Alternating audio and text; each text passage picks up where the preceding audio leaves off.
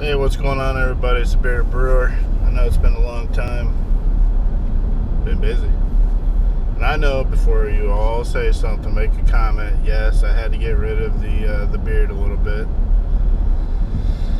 In sunny South Florida right now. Really good friend of mine's getting married, so I didn't want to, walking around looking like a damn hobo.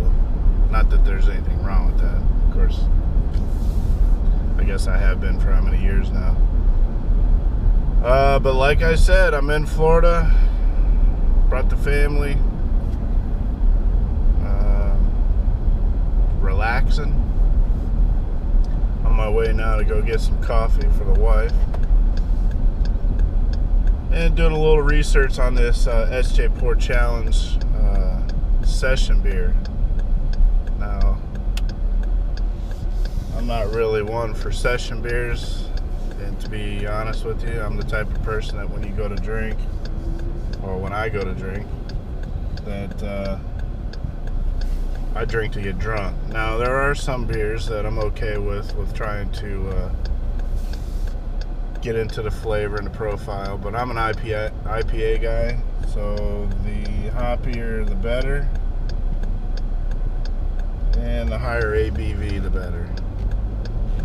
So, I don't know. When I used to drink Miller Lite, never Bud Light, Miller Lite, I used to drink so much that you pee every 10 minutes. So in that case, that's where you go, and I guess it's not really drinking for flavor, because you're not really drinking for flavor because there's no flavor. I will tell you a funny story. I'm not knocking anybody that partakes in Miller Lite. I know quite a few people that will alternate between, a non-craft beer and then go and drink a craft beer. Now, I don't know if that has something to do with money or if that's just something that they're used to.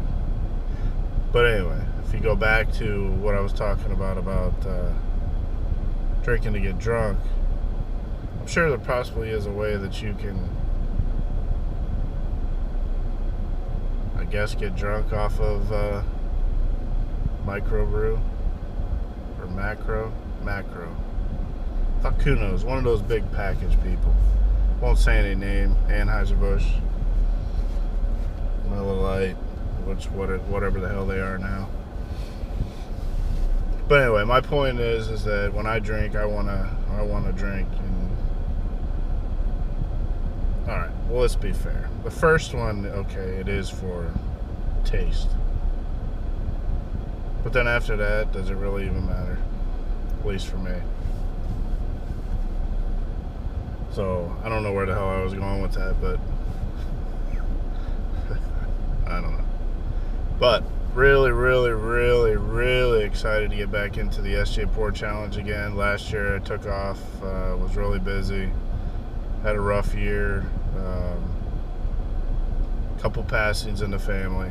So, on top of that, and working a lot, which is a good thing, and then trying to get the brew stand up and running new sub panels, and it was just nuts. So this year we're up and rolling, but I think when I get home we're going to do a little bit of I think we're going to do some changes for the better for the brew stand. I got some ideas. I got them out of the new Brew Your Own magazine.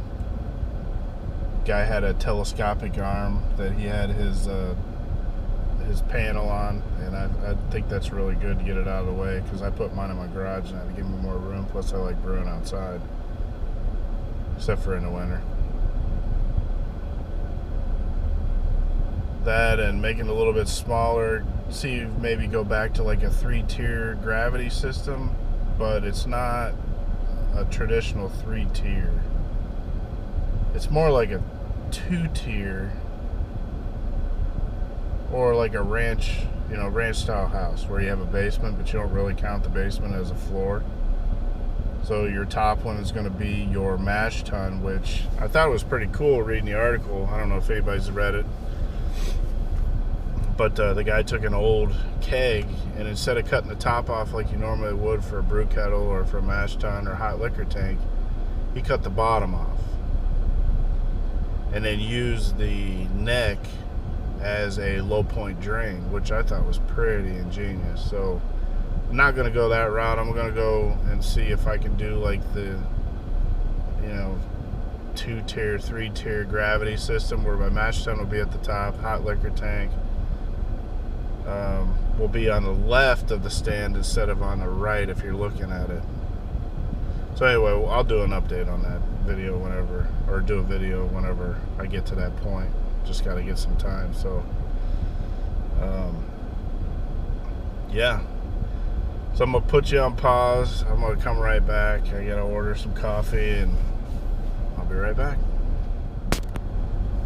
Alright, so we're back. I don't think anybody really needed to hear me talk to the lady about ordering coffee. So, but anyway, where were we? So the changes to the brew stand. So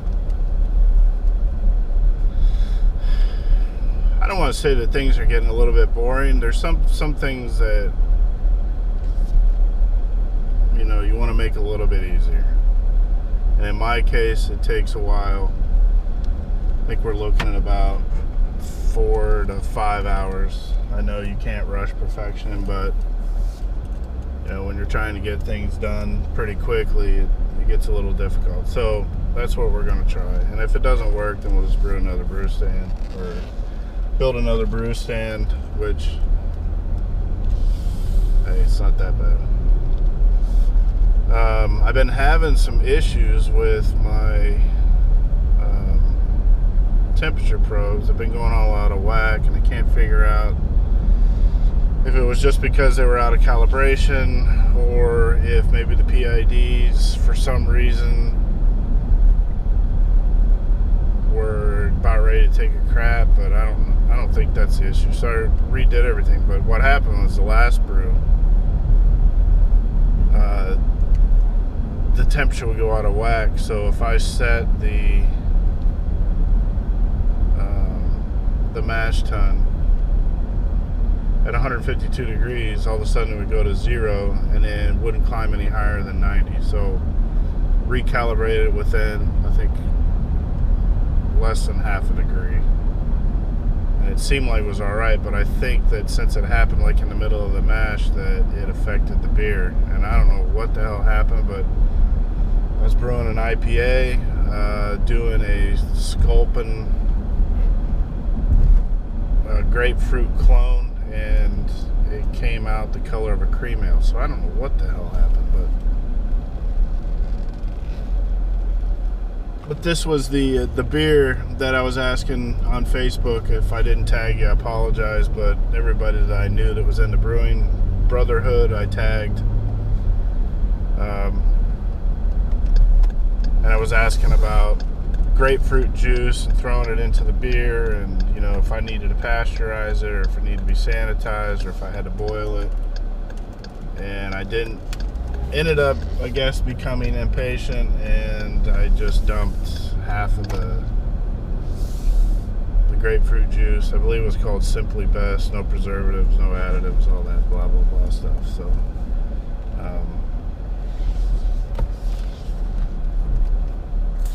alrighty. So anyways, I was saying, I ended up putting way too much grapefruit in there. So when you go to take that first big gulp of those beautiful handcrafted, mind-numbing homebrew,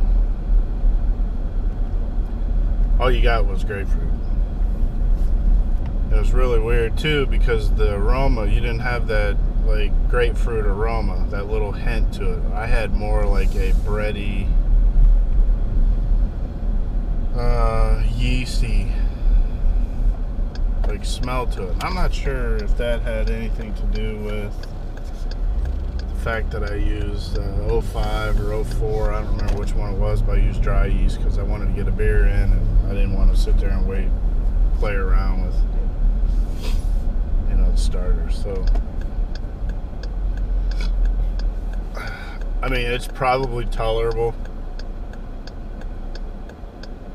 but being a perfectionist, I know where the flaws at, and I just don't really want to deal with it.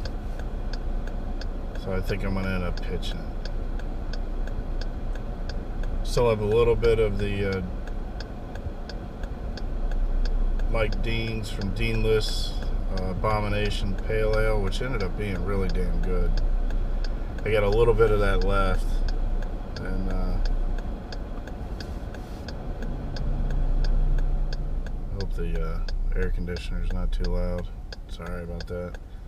I'll probably end up doing that again, but that was really damn good. So,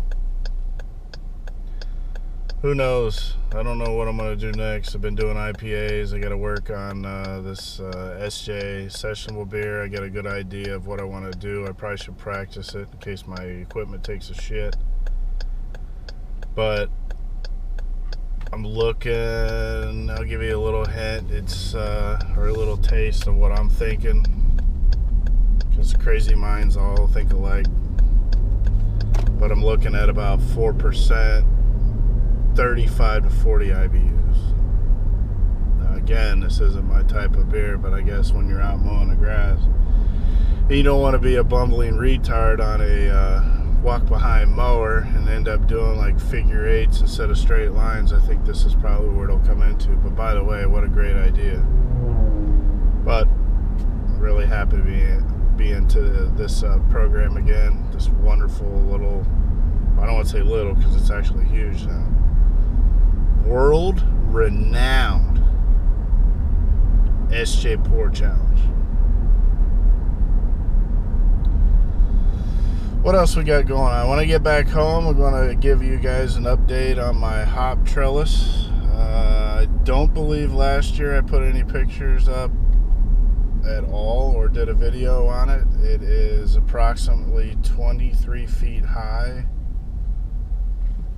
And I believe with the 4 arms that are at the top, which will give the nice little canopy for the hops, I want to say they're 4 foot each one, so that'd be 8 foot across. So let's say 10 foot across at the top, 23 feet high, and it's on a pulley system. So instead of getting a big ladder or chopping everything down, which I suppose you could, you just run it down like a flag on a flagpole. So I'll give an update on that. Do a video, and then I'm going to end this driving video and me bumbling on a question. Now, I'm not sure, everybody has their own way of doing this. Sometimes it works for me, sometimes it doesn't, but my question to all of the people that know more than I do, all that's mighty, all that's knowledgeable, all that has helped me in the past, what has it been, 5 years, I think? When you go to forced carb, and I'm not talking about the roll method, not that there's anything wrong with that, I just never had any good luck with it. But when you go to purge the air, the oxygen out, and you let it sit, and you get ready to, cold crash it, or get it to temperature, or do whatever you end up doing, and you go to hook it up to your CO2 to forced carb. Now, I've read several different things. A big person that I follow, besides our brotherhood here, is Cal from the Electric Brewery. That's basically what my brew stand's modeled after.